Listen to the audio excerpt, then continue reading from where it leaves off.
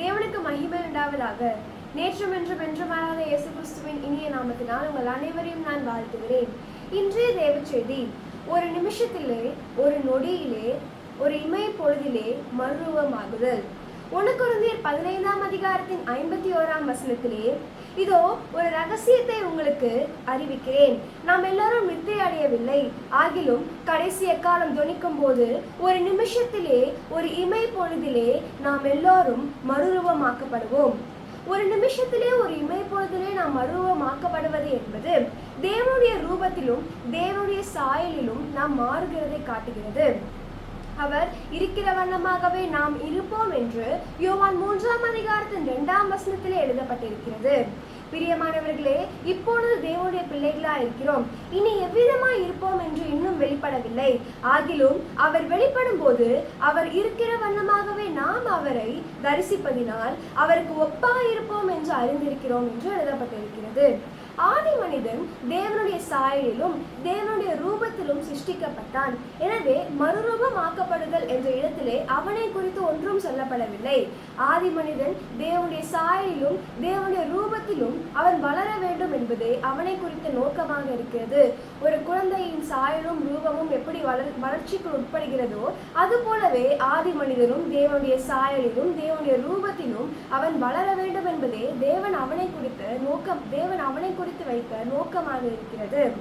அவனுக்கு ஒரு வளர்ச்சி இருக்கிறது.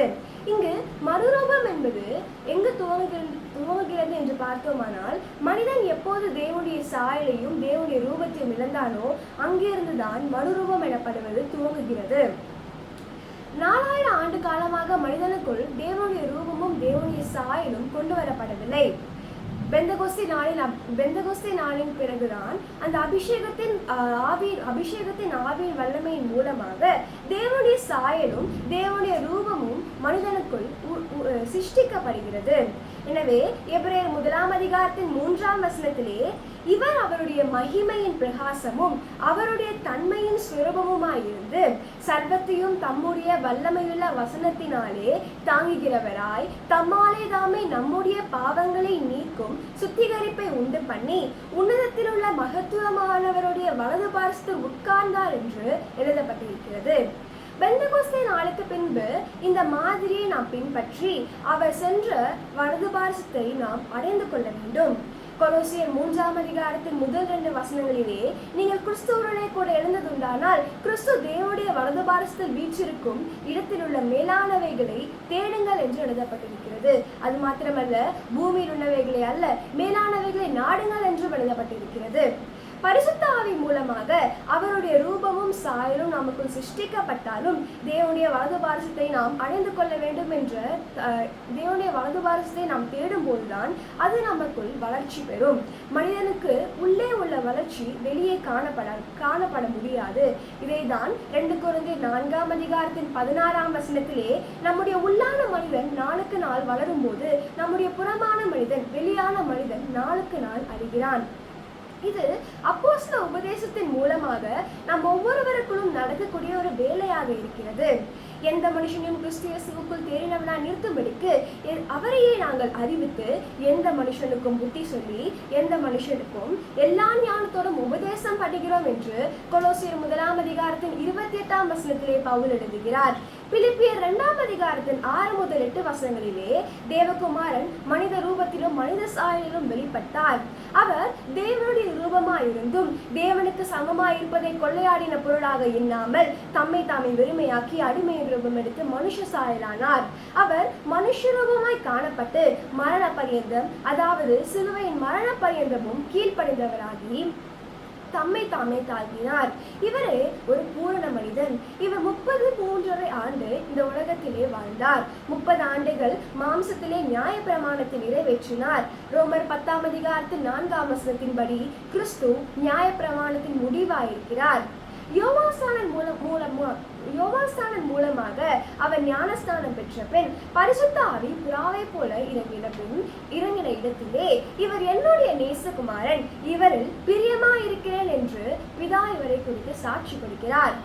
அவர் மனுஷகுமாரனாக இருந்தாலும் தேவகுமாரன் என்று தம்மை வெளிப்படுத்துகிறார்.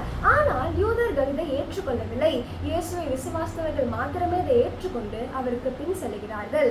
யோவான் 1:18 தேவனை ஒருவனும் ஒரு காலம் கண்டதில்லை, பிதாவின் மடியில் இருக்கிற ஒரே பேரான குமாரனை அவரை வெளிப்படுத்தினார் என்று எழுதப்பட்டிருக்கிறது. எனவே இயேசுவின் போதனையும் அவருடைய மாதிரியின் வாழ்க்கையும் அவர் தேவனுடைய குமாரன் என்பதையும் பேதுரு கண்டறிந்து கொள்கிறார். மத்தேயு 16:13-18 இயேசு தம்முடைய சீஷர்களிடத்திலே மனுஷகுமாரனாகிய என்னை ஜனங்கள் யார் என்று சொல்லுகிறார்கள் என்று கேட்கிறார். அதற்கு அவர்கள், சிலர் உம்மை யோவான் ஸ்நானன் என்றும், சிலர் உம்மை எலியா என்றும், வேறு சிலர் எரேமியா அல்லது தீர்க்கதரிசிகளில் ஒருவர் என்றும் சொல்லுகிறார்கள் என்று பதிலளித்தார்கள். நீங்கள் என்னை யார் என்று சொல்லுகிறீர்கள் என்று இயேசு கேட்கும்போது, சீமோன் பேதுரு ஜீவனுள்ள தேவனுடைய குமாரனாகிய கிறிஸ்து என்று அவன் சொல்லுகிறார். இயேசு அவனை நோக்கி, மாம்சமும் இரத்தமும் இதை உனக்கு வெளிப்படுத்தவில்லை, பரலோகத்தில் இருக்கிற என் பிதா இதை உனக்கு வெளிப்படுத்தினார் என்று சொல்லுகிறார். தேவன், குமாரன், கிறிஸ்து என்ற 3 வெளிச்சமும் பேதுருவுக்கு கிடைக்கிறது. எனவே தேவனுடைய குமாரனாகிய கிறிஸ்து என்பது தேவன், குமாரன், கிறிஸ்து என்று 3 பொருளாக பொருள்படுகிறது. தேவன் என்ற இடத்திலே அவர் சர்வத்தையும் சிருஷ்டித்தார். குமாரன் என்ற இடத்திலே அவர் பலியாக ஒப்பு கொடுத்து மரிக்கிறார். கிறிஸ்து என்ற இடத்திலே அவர் நம்மை அபிஷேகிக்கிறார். இந்த அபிஷேகத்தை பெற்றுக்கொண்ட நாம், அதாவது ஆவியின் முதற் பலன்களை பெற்ற நாம், நம்முடைய சரீரமீட்பாகிய புத்திர சுவிகாரத்தை பெறும்படிக்கு காத்திருந்து தவிக்கிறோம் என்று ரோமர் 8:23 எழுதப்பட்டிருக்கிறது.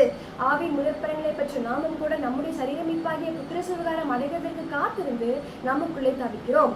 சரீரமீட்பு என்ற இடத்திலே தவிப்பு வெளிப்படுகிறது.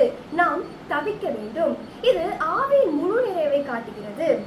வெளிப்படுத்தல் விசேஷம் 12 முதல் 5 அந்த ஸ்திரீ வருத்தப்பட்டு அலறி ஒரு ஆண் பிள்ளையை பெற்றெடுத்தாள் என்று எழுதப்பட்டிருக்கிறது. அது ஒரு தவிப்பு. ரோமர் 8:22 சர்வ சிருஷ்டிகளும் ஏகமாய் தவித்து பிரசவேதனைப்படுகிறது என்று பவுல் எழுதுகிறார்.